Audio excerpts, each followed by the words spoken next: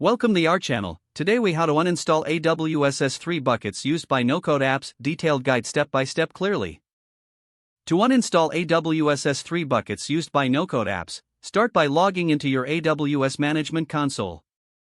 Navigate to the S3 service by searching for S3 in the services search bar.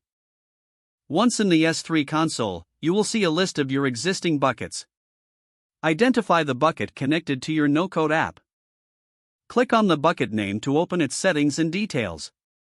Review the contents of the bucket to ensure it is safe to delete. If there are objects within the bucket, you must delete them before removing the bucket itself. To delete objects, select the desired files and click on the Actions drop-down. From the drop-down, choose Delete and confirm the deletion. Once all objects are removed, return to the Bucket Overview screen. Next, click on the Delete Bucket button in the top right corner. You will be prompted to confirm the deletion by typing the bucket name.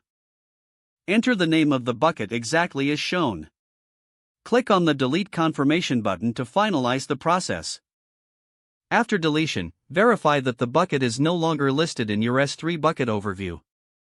This completes the uninstallation of your AWS S3 bucket used by a no-code app. Make sure to review your other AWS resources to ensure no other dependencies exist.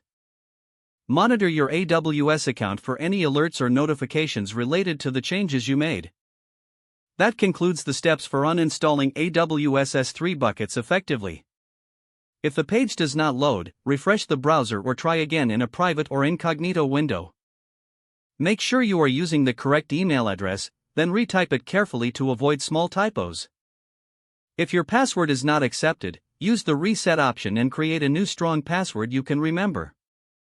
Check your spam folder for verification or security emails, then complete any requested confirmation steps.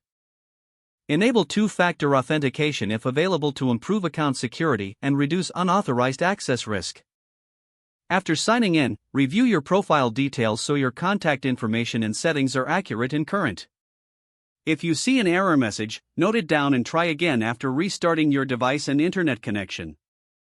Log out when you finish, especially on shared devices, to keep your account and payment information secure. If the page does not load, refresh the browser or try again in a private or incognito window. Don't forget to like this video and subscribe to our channel for more step-by-step tech guides.